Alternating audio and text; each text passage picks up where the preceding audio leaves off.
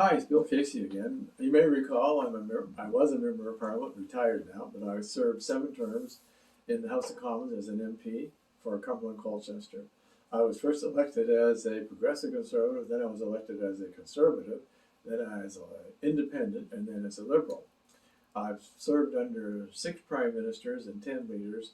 I've sat in government side, I've sat in opposition, so I have a pretty good perspective of how Parliament works. And I often think what a great system it is compared to any other system I've seen. But that story doesn't get told very often. So I'm doing a series of videos. It's just my own experience as a backbench member of Parliament. I was not a minister or anything. Just I was a member of Parliament, and I was able to do things that I think were very helpful to people, helpful to Canadians.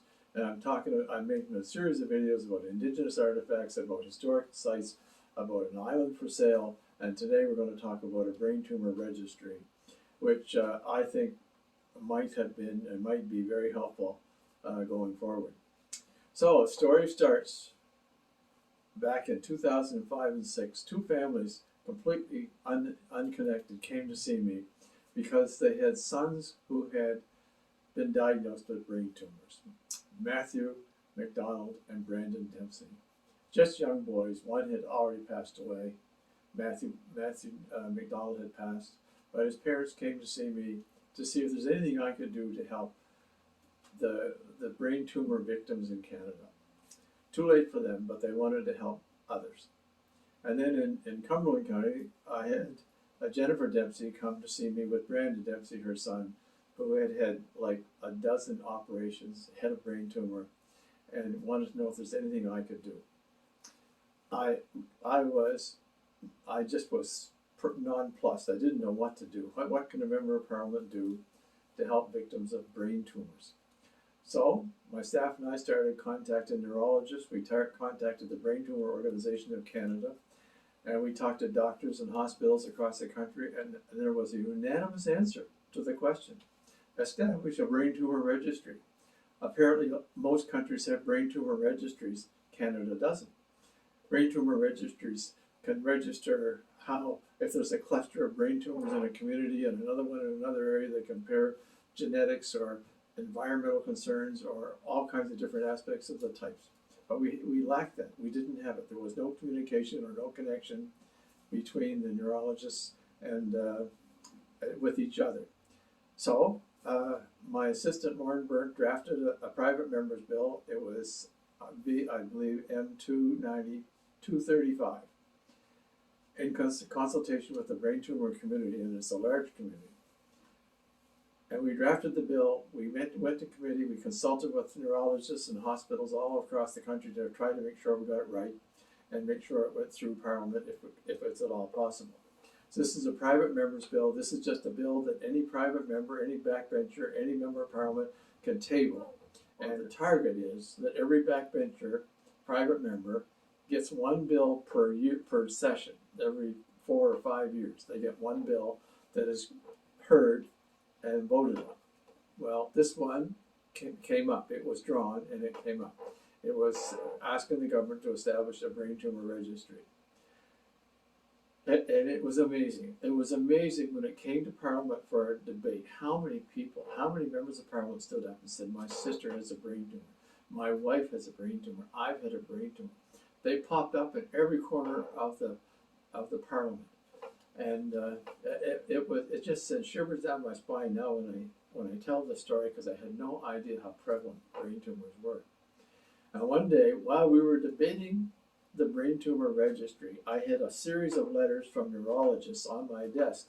I hadn't read them yet, and but they were on my desk, and I was just sitting there listening to the comments from other members of Parliament and their experiences. And I was going through the letters, and I came one from the Dr. Wilder Penfield Institute in Montreal. It was like a lightning bolt. My grandmother, in 1939, had a brain tumor. I forgot all about it. But she had a brain tumor in 1939, and Dr. Wilder Penfield operated on her and restored her sight and gave her life until decades later. But I never even thought of it. But here's a letter from Dr. Wilder Penfield Institute in support of the private members bill.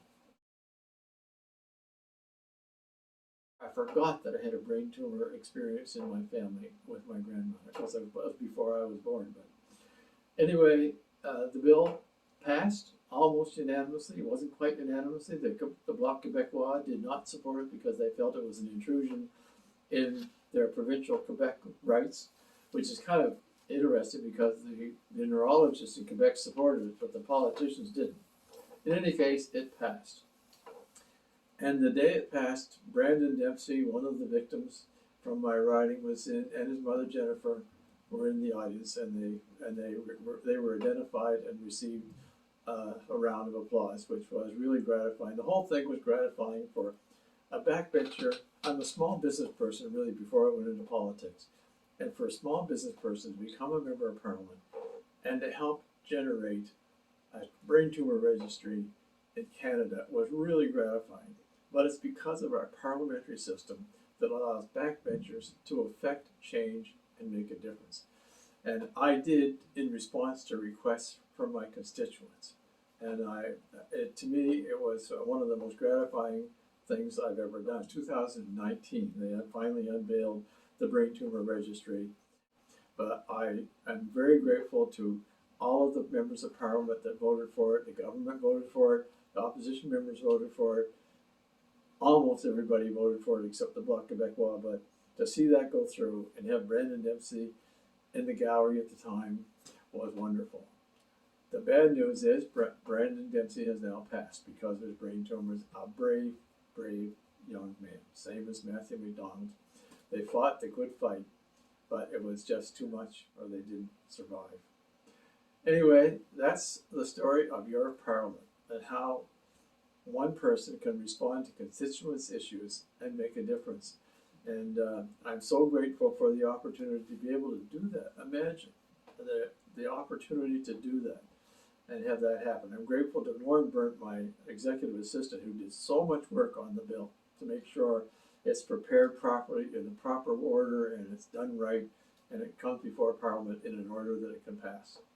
But that's your Parliament at work, and that's how it does work. You don't hear these things. I don't think there was even a newspaper article about it. But that was a valuable addition to Canada's structure, our medical structure, our health structure. And I was glad to be part of it.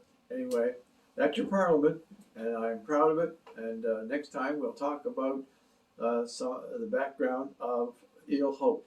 Thanks very much. Have a great day. I had a wonderful career in politics. I was elected 7 times. I served in government, I served in opposition. I served under 6 prime ministers, and that is an education in itself. And if you are an aspiring politician and I can help you with your challenges and what your goal is, I would love to do it. I really believe in our process. I believe in the ability of a member of Parliament to affect change, help the community, and serve in a very positive role. Contact me today.